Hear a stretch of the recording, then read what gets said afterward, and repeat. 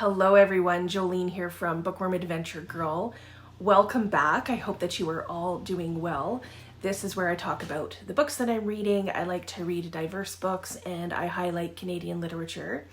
If you are new, thank you so much for checking out my channel. Please hit subscribe and stick around. It would be great to have you here. Today I am going to be talking about 5 books that I recently read. And they all have to do with either death and dying, grief and bereavement. And I know that for many people, this topic is still kind of taboo or at least uncomfortable. But for me, this is a topic that I deal with every day in my work. And certainly the grief aspect is something that I have experienced plenty of. So as many of you know, I am always interested in how an author handles this topic because it is so personal and it's a very intimate thing as well. So I have 2 nonfiction books and 3 fiction books to share. And I'm going to start with the nonfiction books. The first one is I Promise It Won't Always Hurt Like This by Clare Mackintosh. The subtitle of this book is 18 Assurances on Grief. Now, when I read that subtitle, I thought, I'm not sure that you can make that many assurances about much, let alone grief.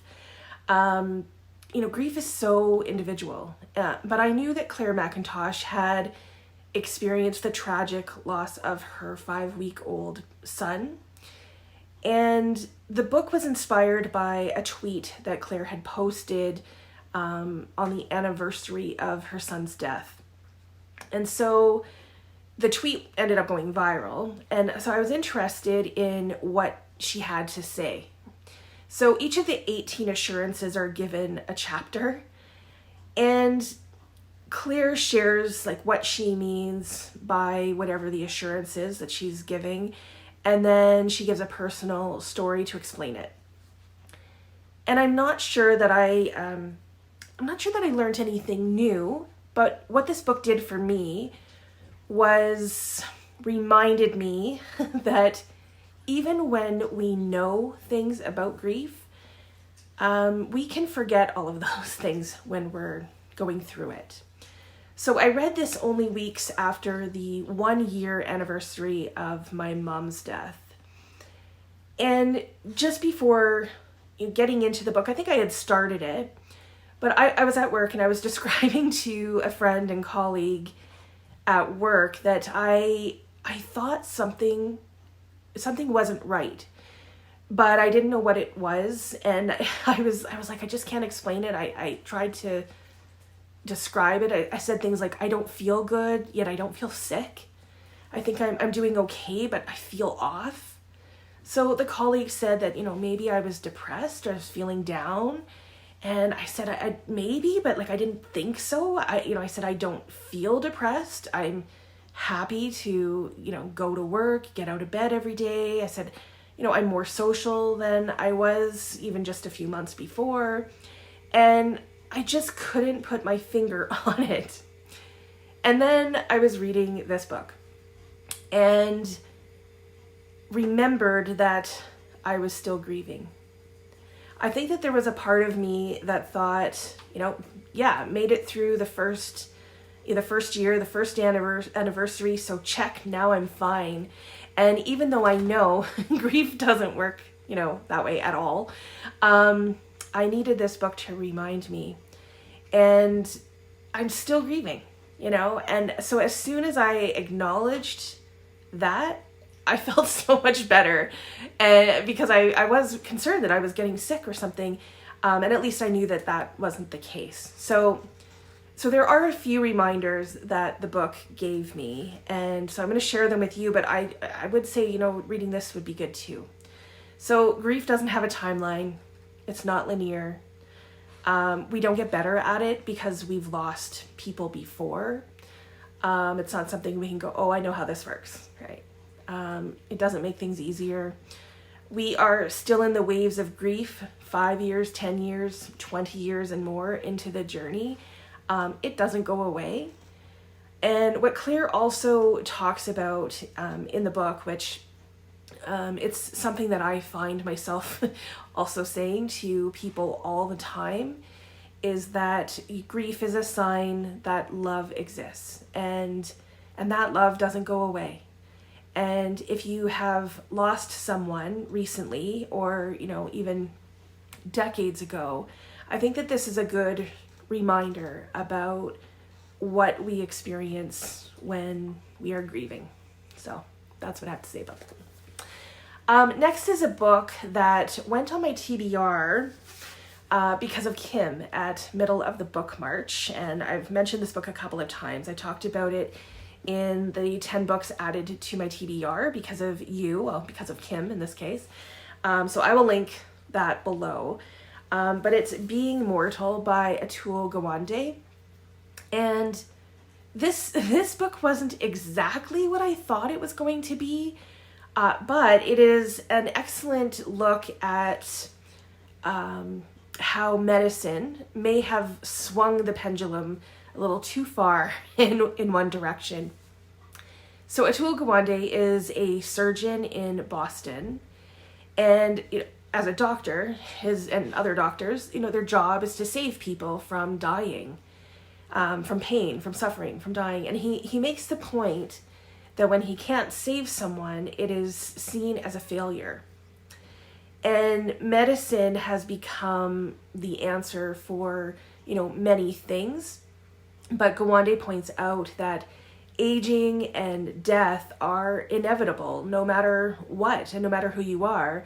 And he looks at how we treat people who are aging and dying, and thinks that there might be a better way, So he gives real life examples of how he has learned that talking to patients, really listening, and the language used when having these conversations with people, they really matter, which is really important in palliative care. And he also gives examples of people who are, reimagining the idea of how people can live in their final, years, months, weeks, and days, and just giving patients and families a quality of life. So yeah, I thought that this was a very thoughtful book. It was first published over 10 years ago, and I was thinking I would be interested in his thoughts now, and if he's seen an improvement and if there's been any shifts. So if you are interested in palliative care and those kind of ideas, this would be, I think, a really good read. Okay, now for the fiction. I have 2 books that are fiction that I received from NetGalley, and they were both audio books, which I don't often do, but the first one was a reread for me, and I first read this book when I was probably 8 to 10 years old, somewhere in that range, and I loved it. I fell in love with Tuck Everlasting by Natalie Babbit. So there is a new audio that will be released on September 2nd for the 50th anniversary. And it was just a perfect pairing because Alexis Bledel is the narrator of the audio, and she does a fantastic job. I mean, who doesn't want Rory Gilmore to read, a parable, or I guess a fantasy to them? And I know she's played a character in this movie, but I've never seen it. So it was such a delight. Tuck Everlasting is a story about a family who accidentally find a fountain of youth. And Winnie Foster, which is who Alexis Bledel plays, falls in love with this family, and they fall in love with her, and she finds out their secret. And then she has a decision to make. Should she drink from the fountain of youth as well? So this is a story about life and death and the complications that come if you are going to live forever.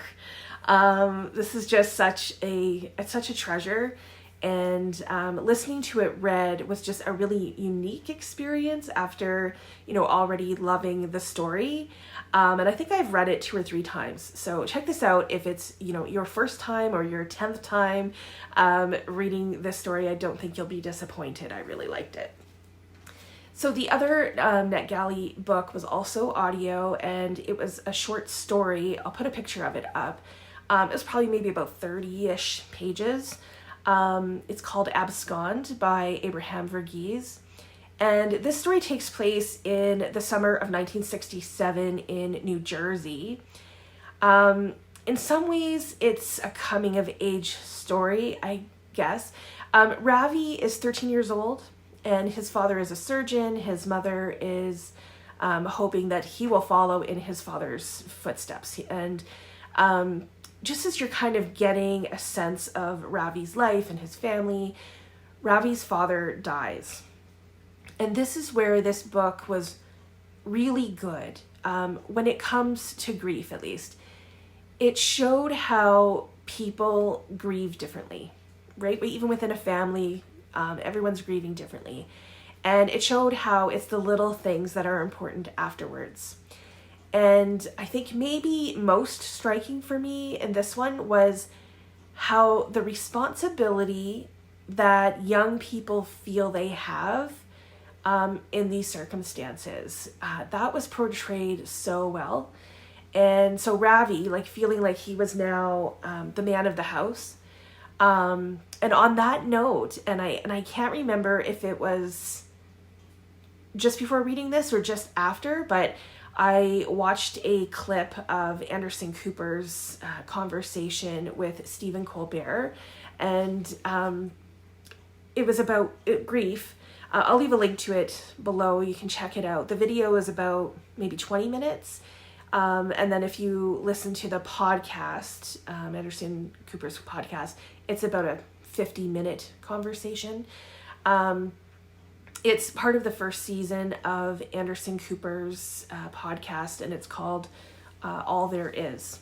So you can look that up. But anyway, okay, so in the conversation, Stephen Colbert, who is the youngest of 11 children, talks about the experience of losing his father and 2 brothers in a plane crash when he was 10 years old. And Anderson Cooper also lost his father around that age, I think at 10 as well. And his brother died by suicide, I think when Anderson, he says it in the thing and I can't remember, but I'm going to say early 20s.